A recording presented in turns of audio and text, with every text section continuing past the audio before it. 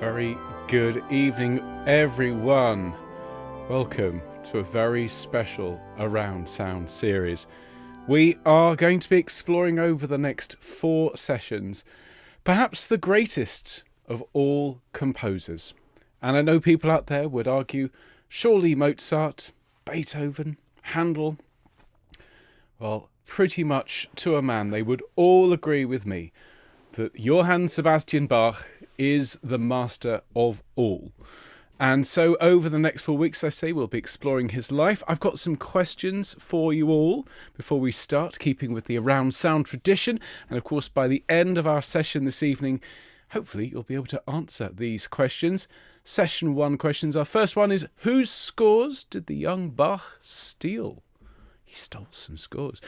Who was the mysterious woman in the organ loft? And furthermore, what was she doing up there with Bach?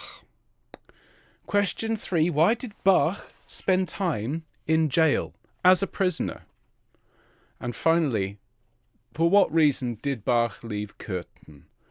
I mean, you might think, who on earth was this man? Why are we calling him the fifth evangelist? Well, that is a very good question, and we will answer it tonight and over the next 4 weeks. We're going to go with Bach in a bit of a whistle-stop tour through his early and midlife to Leipzig, where, of course, he became the legendary figure that we know him today. He is, in many ways, this is his origin story, the superhero composer, everything that leads to him taking flight for the first time as the cantor at the Thomaskirche. So tonight we're going to explore what led him to Leipzig. Next week we'll look at the sacred architecture, and this is looking at the big works, the Passions of St. Matthew and St. John, and another one which you may not have heard of. We're going to be looking at his masses, the B minor and more, as well as the Christmas oratorio and the other monolithic music.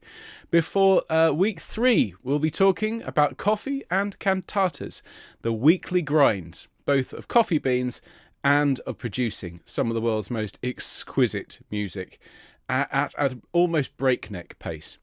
And then the final session I've called the Final Fugue, as we look at Bach as an elder composer at the end of his life, and yet he managed to achieve some of the most extraordinary musical feats of his entire career in his final years, including thumbing a nose at an emperor, embarrassing this man utterly, and leaving a legacy that no one could follow, so much so that the only thing that people could do was to reinvent music entirely. Bach made such an impact on the world, and it's fair to say few humans have ever impacted the world in a way that Bach has.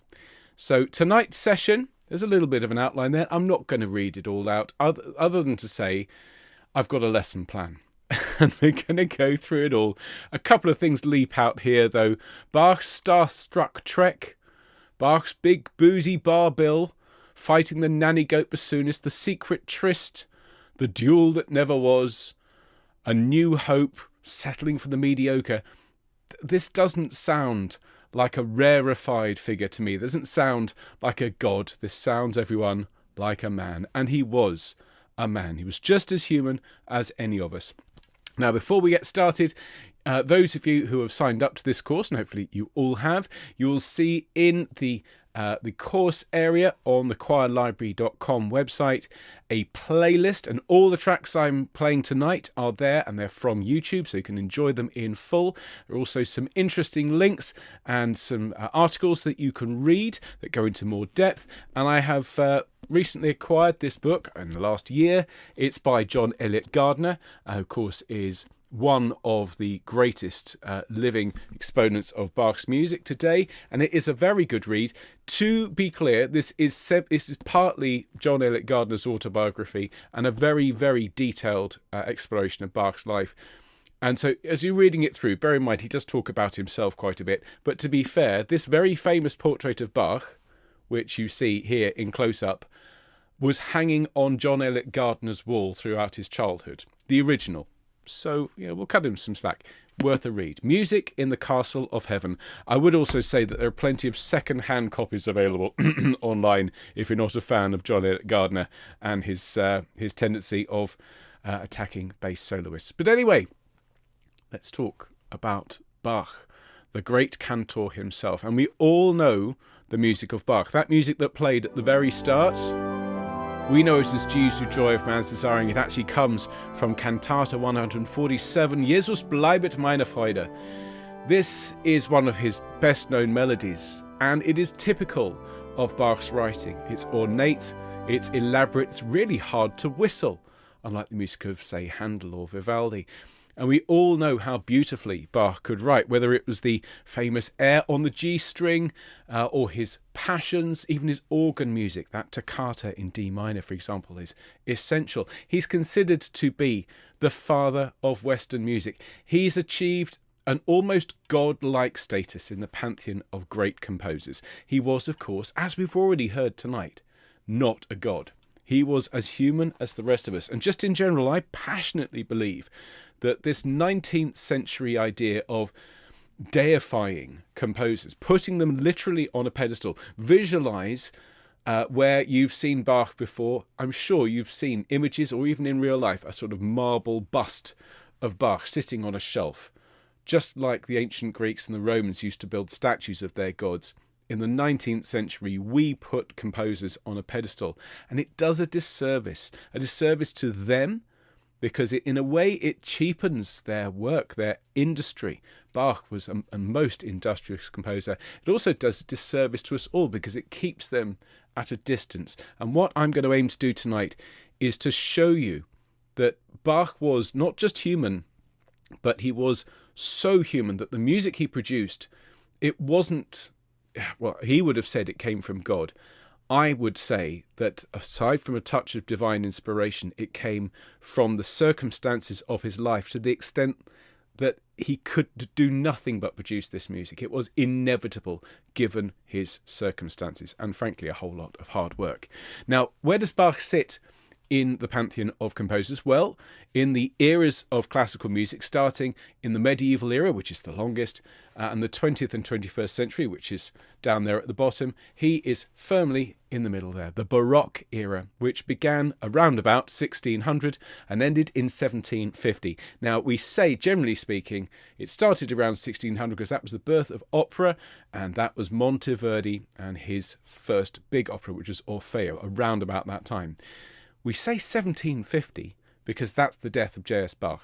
He was so essential, as I've already said. The Baroque era finished because he did too. And let's be clear, Bach did not invent Baroque music, but he perfected it by pulling together various disparate threads. Let's have a quick look at how he synthesized various elements from across Europe to create something new. First of all, over there on the left, well, there's the Red Priest himself, Antonio Vivaldi. And there were so many elements of Vivaldi's music that were brought into Bach's music. You have the driving rhythmic vitality, you have concerto form, you have things like ritornella form and the walking bass, all of which were features of Vivaldi's music. You have the French school, which is typified by composers like Marchand and Lully, a formal elegance and a grace, this idea that royalty is associated with dotted rhythms. This comes from France. The dance suites, the collection of tunes and songs from around Europe with their different forms and collected together to delight royalty and aristocracy. This came from France and, of course, directly influenced Bach's own suites. And then you have the North German school, where, of course, Bach was born and where he spent most of his life. And this was typified by the music of the Danish composer, for example, Buxtehude. And this has dramatic structural rigour. Everything is very well built and well constructed, as you would expect from a German tradition. But you also, on top, have this fantastical organ tradition. We'll talk about it a bit later, something called the Stilus Fantasticus, which sounds like a Harry Potter spell, but is absolutely phenomenal. And all of these elements together created a new language through Bach. He couldn't help but express himself in these terms because, having been exposed to each of these particular structures and these particular threads, he would produce this amazing tapestry of music. And what did Bach bring to the world of music. Why do music students around the world, regardless of their native tongue, if they are learning Western classical music, they will study the music of J.S. Bach, whether they're playing the keyboard, whether they're playing an oboe, whether they're playing the violin, whether they're composing, everyone studies Bach. Well, first of all, he developed this idea of counterpoint, these interweaving lines, the threads of the tapestry, to the extent that he produced the most exquisite fugues. No one could do better, at least not for hundreds of years. He came up with innovations in functional harmony, the way that we use chords, a language of chords that creates a lexicon, a vocabulary, so that it's not just which chord could follow, it's which chord must follow, so that there is a flow to music that is so obvious that if something goes wrong, you hear it straight away. But if you don't hear anything goes wrong, you're drawn in by this language. And through his efforts and his industry and everything we're going to talk about tonight, he revolutionized choral music, particularly sacred choral music. But he had a couple of tricks up his sleeve in the secular world as well. So Johann Sebastian Bach, the master of counterpoint, tonality, sacred choral works, and all of the features that make the Baroque era so impactful. In the Baroque era, a lot of music was derived from a single melodic idea, a little cell, sometimes a bar, 2 bars. This idea was worked and reworked. You would have an introduction of an idea, which would then be repeated and then changed the 3rd time. Baroque music had a rhythm that was continuous. This idea, if you look at the example here, a bit of scarlatti, a constant rhythm, like a stream running past a water mill, for example, often with little or few rests, just the sense of once the music had started, it would continue until it reached its end. Unlike the music of the Romantic era, which would start and stop depending on the composer's whim and the emotion and how they felt that particular Tuesday, Baroque music has a drive that can't be denied. And in terms of dynamics, the louds and quiets of music, Baroque music generally is what we call terraced. So rather than, again, the gradations and the subtleties of Romantic music, the music of Beethoven and Chopin, where music could suddenly get very quiet and then suddenly get very loud and everything in between, here it is just well built. A loud section might be followed by a quiet section, but generally speaking, there's no subtlety. It's loud or quiet, and sometimes you would just have an entire movement that was loud or an entire movement that was quiet. This term is terraced. Now, we've spoken about the polyphonic texture, this idea of interweaving lines, counterpoint, which Bach was the master, but Bach also was a master of homophonic texture, chords. And we're going to hear a lot of those in the 3rd section when we're talking about cantatas. And if you've ever studied music, you'll be familiar with 4-part chorales. And I have a book here that was given to me by my music teacher when I left school. It used to belong to him, and now it belongs to me. And I have had this for more than 30-something years.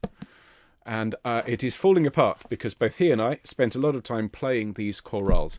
These simple melodies, popularized, practically invented by Martin Luther. The way that Bach harmonized these tunes was so important, so integral, that composers, as well, to this present day, still learn how to do it in the style of Bach. So really, he was a master of form, of structure, of mood, and this is why we call him the 5th evangelist. Not just because of his compositional techniques, but because of what he did and how he used these techniques in the world. It wasn't to become a composer of opera or of secular music. It was all about driving his faith and about being driven by his faith.